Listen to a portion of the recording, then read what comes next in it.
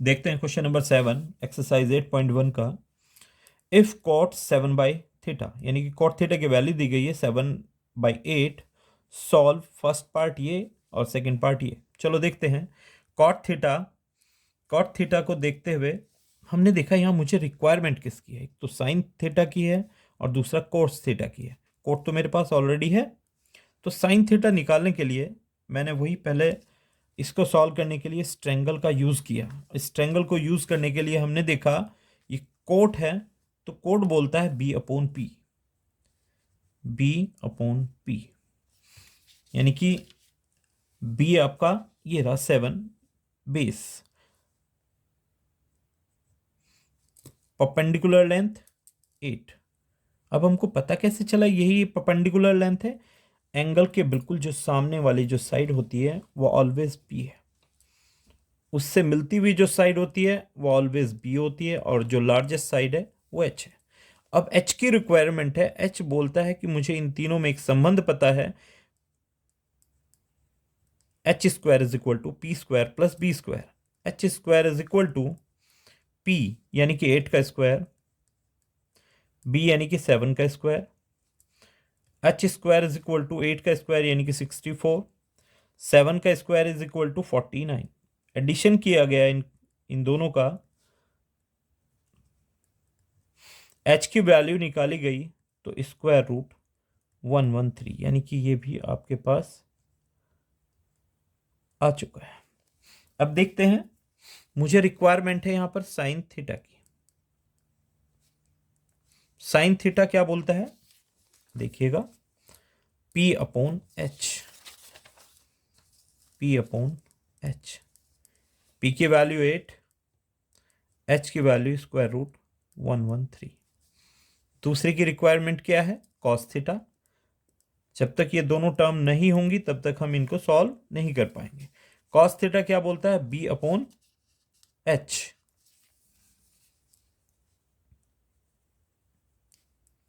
B upon H, B यानी कि base 7, H की वैल्यू स्क्वायर रूट।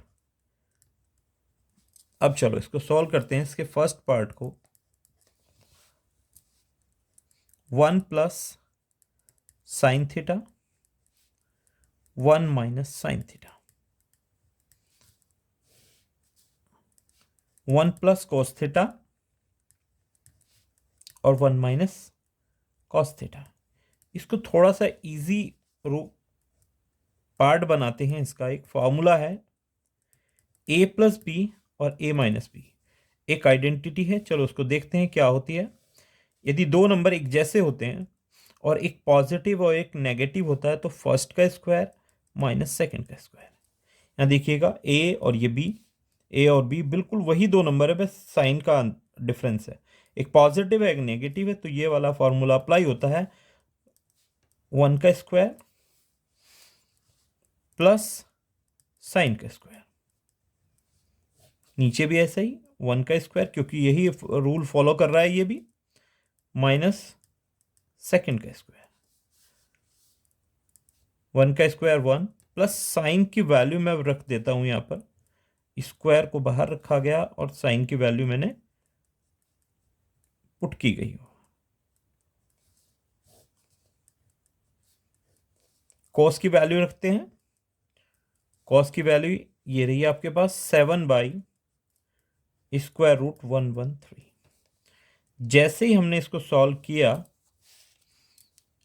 1 प्लस, सॉरी यहां पर नेगेटिव साइन है, ध्यान रखिएगा ये, क्योंकि ए स्क्वायर माइनस बी स्क्वायर होता है ना, तो ये नेगेटिव साइन है।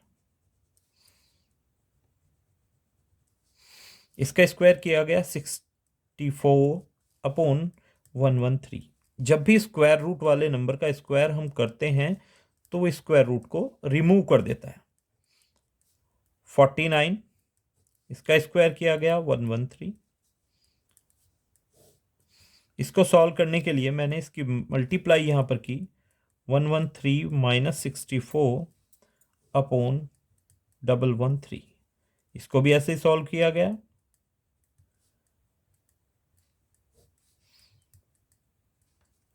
जैसे इसको सॉल्व किया गया इससे वैल्यू आएगी आपकी 49, इन दोनों को सब्ट्रैक्ट करने के बाद इन दोनों को सॉल्व किया गया, इससे वैल्यू आती है 64/113। एक रूल आपको मैं बता दूं, a/b और इसके डिनोमिनेटर में अगर c/d होता है तो इसको सॉल्व करने के लिए ऊपर वाले टर्म को एज इट इज लिखें और नीचे वाली जो टर्म होती है इसको अप रिवर्स करके लिख दें, नीचे वाला टर्म ऊपर और ऊपर वाला टर्म नीचे। चलो यहां भी ऐसे करके देखते हैं, 49 अपॉन और ये नीचे वाला टर्म उल्टा करके इसके ऊपर लिख दिया गया, जो सॉल्व करने के बाद आया 49/64 एज आंसर। अब सेकंड पार्ट देख लेते हैं। सेकंड पार्ट तो और इजी हो गया हमारा। कोट स्क्वायर थीटा, यानी कि कोट की वैल्यू का स्क्वायर कर देते हैं। कोट की वैल्यू अगर आपको याद हो क्या है हमारे पास 7/8। इस 7/8 को हम यहां पर पुटअप करेंगे 7/8।